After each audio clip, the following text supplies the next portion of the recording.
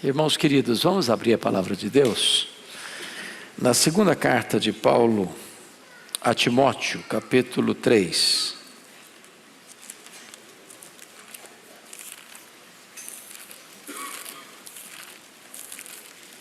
Segunda carta de Paulo a Timóteo, capítulo 3.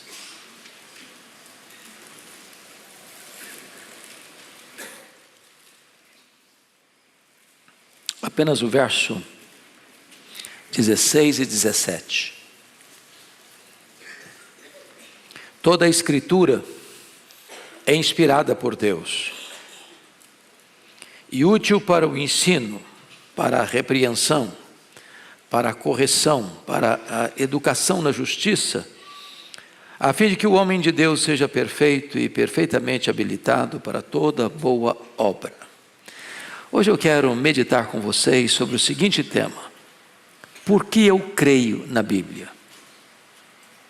Eu não sei se você tem uma resposta para esta pergunta, se você já respondeu a esta pergunta, se você já foi questionado sobre este assunto. Por que eu creio na Bíblia? Nós cremos que a Bíblia é a palavra de Deus. Não que ela contém, ela é a palavra de Deus. Ela é a palavra de Deus inerrante. Em outras palavras, não contém erro, não contém falhas. A Bíblia não precisa de reparo. A Bíblia não precisa de atualização. A Bíblia não precisa de ressignificação. Ela não é nova nem velha, ela é eterna. Ela não caduca. Ela não fica ultrapassada, démodé. A Bíblia jamais deixa de ser atualizada. A Bíblia é infalível. Aquilo que Deus disse, vai cumprir. Não tem nenhum poder na terra, nem em quaisquer outros lugares que possam frustrar os planos e os propósitos de Deus. Deus é absolutamente certeiro no que diz. Nenhum tio vai passar. Jesus disse, a palavra de Deus não pode falhar. Ela é o quê? Infalível. Mas a palavra de Deus é também suficiente. Ou seja, ela não precisa de apetrechos para complementá-la. Ela não precisa de acessórios, de complementos, de acréscimos. Não é a Bíblia mais a experiência, não é a Bíblia mais o que diz o teólogo A, não é a Bíblia mais o que diz o teólogo B ou C. Não é a Bíblia mais a tradição da igreja. É só a Bíblia. Não tem outras revelações. Não somos guiados por novas revelações, por visões, nem por quaisquer gurus espirituais que acreditem que receberam uma revelação especial de Deus, forânea às Escrituras. O apóstolo Paulo chega a dizer que ainda que viesse um anjo do céu e pregasse um outro evangelho, que não o revelado nas Escrituras, deveria ser anátema, maldito. Nesse tempo em que vivemos da privatização da verdade, ou da subjetividade da verdade, onde as pessoas, eu tenho a minha verdade, eu creio do meu jeito, e outros assintosamente dizem, não, mas a Bíblia foi escrita por homens e papel aceita tudo. Quem me diz que esse livro é confiável? Quem me diz que eu posso crer nele? Ele é como qualquer outro livro. É importante entender que nós aceitamos e cremos e defendemos que este livro é a única palavra de Deus. Tem outros livros sagrados, de outras vetustas religiões, antigas e com muitos adeptos. Mas nós não cremos apenas num livro sagrado, como se pudéssemos ter numa mesa vários livros sagrados e todos eles são importantes e todos eles são a verdade para o seu povo. Nós cremos exclusivamente que só a Bíblia é a palavra de Deus.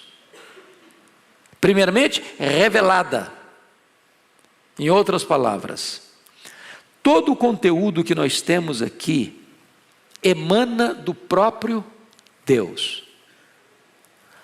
Quando o texto diz toda a escritura é inspirada por Deus, a ideia a palavra grega lá é theopneustos, que significa o sopro de Deus. É a comunicação do conteúdo que Deus revelou de si mesmo, das suas obras, dos seus planos, dos seus propósitos. Isso levou John Wesley a levantar a seguinte questão: a Bíblia ou foi escrita pelos homens, a sua origem está nos homens, ou nos demônios, ou em Deus. Não há uma quarta possibilidade. Bom, pelos homens não pode ser, porque os próprios homens que a escreveram disseram que foram inspirados pelo Espírito Santo. Nenhuma profecia foi dada, a não ser pelo próprio Espírito de Deus. Então, eles não poderiam estar mentindo sobre isso, porque os que escreveram afirmam que escreveram sob a inspiração do Espírito Santo de Deus. Pelos demônios não pode ter sido, porque a Bíblia é um livro que condena o pecado e aprova a virtude, reprova as trevas e promove a luz. E se os demônios são das trevas, da mentira, do engano, eles não poderiam produzir o conteúdo desse livro.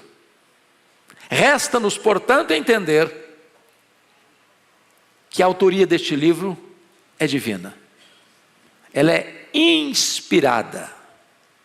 Quando diz que ela é inspirada, nós não estamos dizendo que aqueles que a escreveram fizeram como que uma psicografia, que a sua cabeça foi anulada, que a sua mente foi anulada, e que eles escreveram o que nem estavam sabendo o que estavam escrevendo. Não. O próprio Deus agiu nessas pessoas para que elas registrassem com fidelidade, com inteireza, com rigor absoluto, a verdade que Deus está revelando. De tal maneira que o resultado final não é palavra de homens, é palavra de Deus.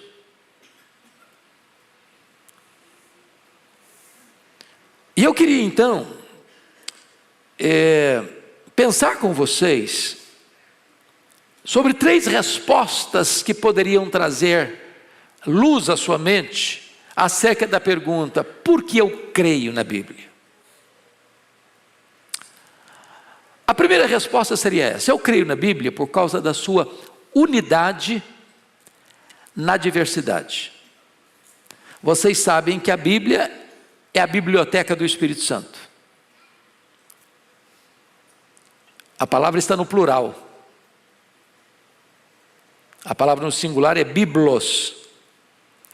Então nós temos nesse livro 66 livros. Nós temos 39 no Antigo Testamento, que estão divididos em lei, livros históricos, livros poéticos e livros proféticos, dividindo os proféticos entre profetas maiores e profetas menores. Nós temos nos 27 livros do Novo Testamento também uma divisão. Nós temos 4 livros que nós chamamos de biográficos, são os evangelhos. Nós temos um livro histórico, que é o livro de Atos, que conta a história da igreja de Jerusalém a Roma. Nós temos as epístolas paulinas, epístolas para igrejas, epístolas pastorais, endereçadas a um pastor específico. Nós temos as chamadas cartas gerais, desde Hebreus, Tiago, 1ª e 2ª de Pedro, 1ª, 2ª, 3ª de João e Judas.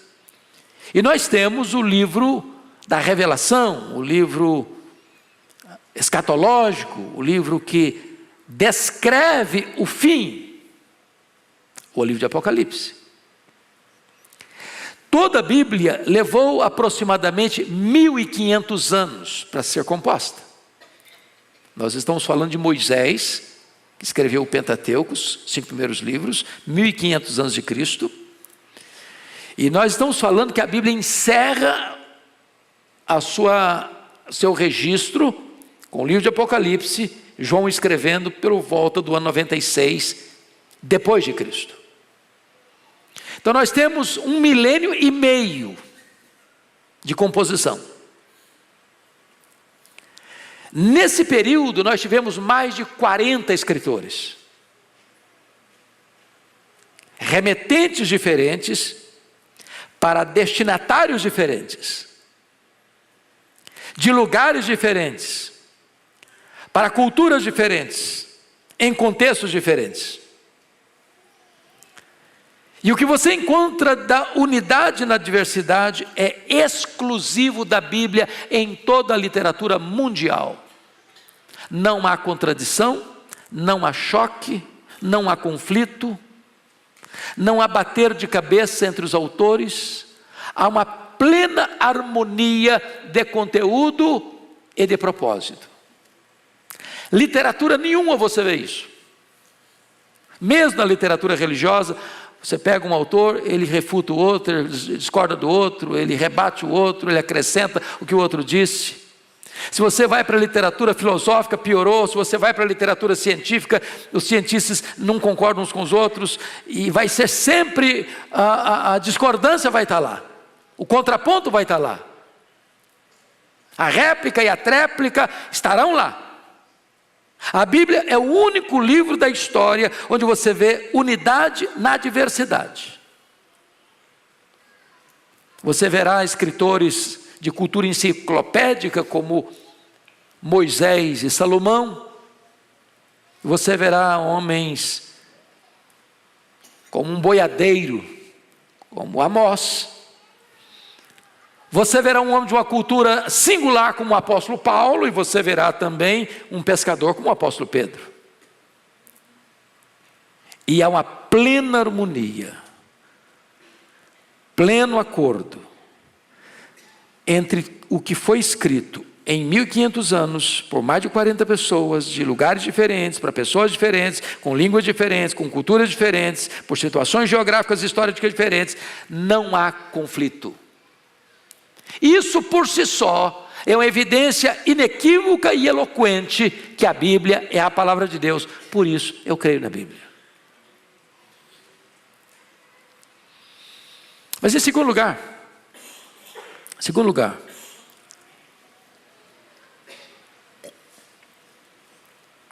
eu creio na Bíblia pelo cumprimento infalível de suas profecias. Irmãos, aqui tem um ponto que, se nós entendermos, fica tão fácil compreender isso. Nós afirmamos e cremos nisso, que Deus é eterno. E quando nós afirmamos que Deus é eterno, nós estamos dizendo que Deus não lida com o tempo como nós lidamos. Nós temos 3 tempos: passado, presente e futuro. Como eterno que é Deus, não teve origem. Como eterno que é Deus, não tem fim. Como eterno que é para Deus um dia com 1000 anos, 1000 anos é como um dia. Então Deus escreve a história antes de ela acontecer. Porque Deus está lá no futuro como está exatamente aqui no agora, como esteve lá no passado, ao mesmo tempo. Então Deus não tem erro de previsibilidade, porque Ele não precisa prever, Ele está lá. É por isso que as profecias bíblicas não carecem de comprobabilidade da parte de Deus, porque Ele já conhece o futuro no seu eterno agora. Nós não enxergamos na curva, nós não enxergamos no escuro, nós não estamos lá no futuro, por isso nós chamamos de profecia, porque para nós ainda é desconhecido.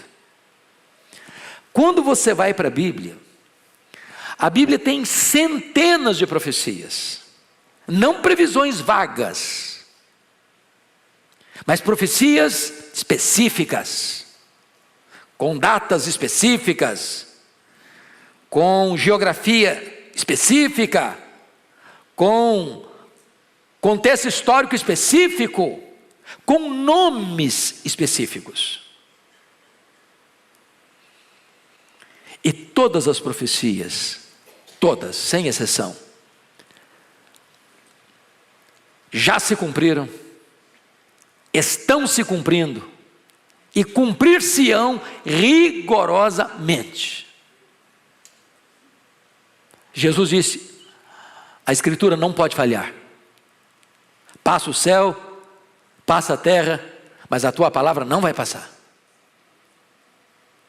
Deus é o avalista da sua própria palavra. Por exemplo, você pega as profecias da primeira vinda de Cristo, são centenas, todas elas se cumpriram rigorosamente, sem faltar uma vírgula. Só para dar uma palhinha e um exemplo, o profeta Miqueias, 700 anos antes de Jesus nascer, disse que ele nasceria em Belém da Judeia, Belém Efrata. O problema é que Maria, a mãe de Jesus, estava grávida, morava onde? Em Nazaré da Galileia. De Nazaré da Galileia a Belém, dá mais de 150 quilômetros. E ela está nos últimos dias para dar à luz. E se Jesus nascesse em Nazaré, a Bíblia estaria desacreditada, a profecia estaria frustrada. Mas o que tem que fazer para José e Maria saírem lá de Nazaré, do norte, lá da Galileia, e subir as montanhas da Judeia, para Jesus nascer em Belém? Deus mexe com o Império Romano. César Augusto baixa um decreto, que todo cidadão tem que recensear-se na sua cidade. E José era um belemita. E então ele tem que vir, por um decreto imperial. E o decreto imperial era apenas o fator histórico secundário, porque o elemento histórico mais importante é que o Messias tinha que nascer em Belém da Judeia. Deus move um império, Deus move o coração de um imperador, Deus estabelece que um edito tem que ser proclamado e que famílias têm que saírem dos seus lugares e ir para onde nasceu para se recensear, só para um fator essencial, primário: a profecia de Miqueias se cumprisse rigorosamente. Mas tem dezenas de exemplos semelhantes.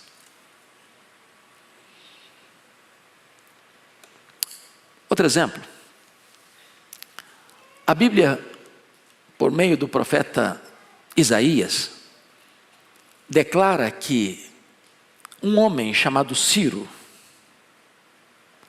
a quem Deus chama de meu servo, meu ungido, vai libertar o seu povo do cativeiro. O problema é que Isaías escreve isso 200 anos antes desse homem chamado Ciro nascer.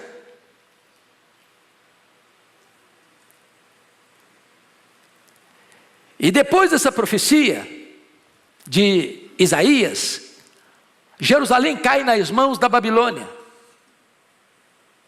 E o povo é levado para o cativeiro.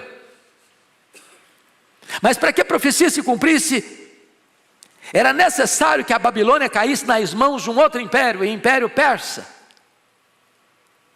E no primeiro ano do rei Ciro, no primeiro ano dele, o rei Persa, que dominou a Babilônia, decreta a volta dos judeus para Jerusalém.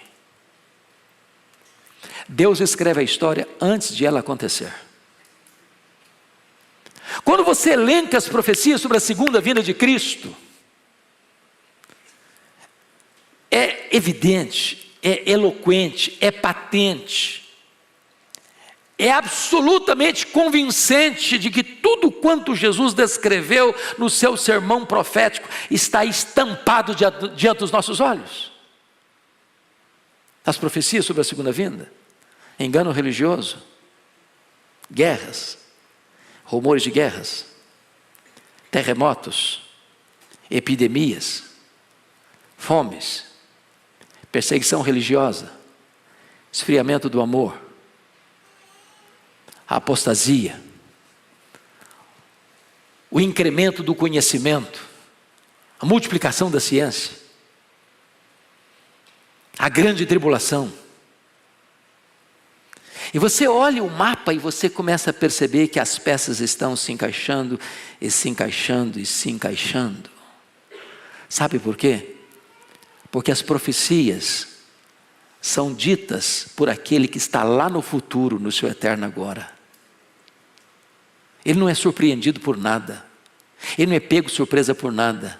Ele está lá no futuro, ele conhece o futuro, e o futuro já está estabelecido. Ele escreve a história antes dela acontecer.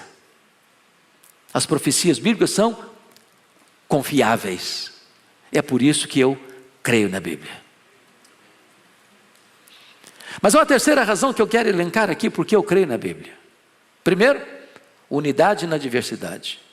Segundo, o cumprimento das profecias. Aqui me dá só um momento para eu esclarecer um pouco mais esse segundo ponto. Alguns matemáticos resolveram trabalhar nas estatísticas desses fatos. E Gene Getz, examinando as profecias bíblicas, disse que não todas elas, bastaria apenas algumas dezenas delas, não centenas, nem milhares, algumas dezenas delas, para se cumprirem no campo da coincidência. Isso seria uma proporção de 10 elevado à 17ª potência. Para facilitar o entendimento, imagine o estado do Rio de Janeiro, coberto de moedas de R$1, numa camada de 30 centímetros. Todo o estado, todo o território. E você vendasse uma pessoa, e marcasse uma dessas moedas, apenas uma, e soltasse essa pessoa vendada, para encontrar, com os olhos vendados, a única moeda marcada nesse mar de moedas. A probabilidade dessa pessoa encontrar a moeda marcada, vendado, sem enxergar, é a mesma possibilidade das profecias bíblicas terem se cumprido apenas no campo da coincidência. As profecias bíblicas são confiáveis, por isso eu creio na Bíblia. Mas a terceira razão que eu quero elencar é que a Bíblia tem vida em si mesma. Ela é espírito e vida. Ela age por si mesma. Ela é poderosa. Na linguagem do Salmo 19, ela restaura a alma. Ela alegra o coração. Ela dá sabedoria aos simples. É a divina semente que, regada pelo Espírito Santo, produz em nós o novo nascimento. É ela quem nos dá poder, é ela quem nos convence, é ela quem nos santifica. Santifica-os na verdade, diz Jesus, a tua palavra é a verdade.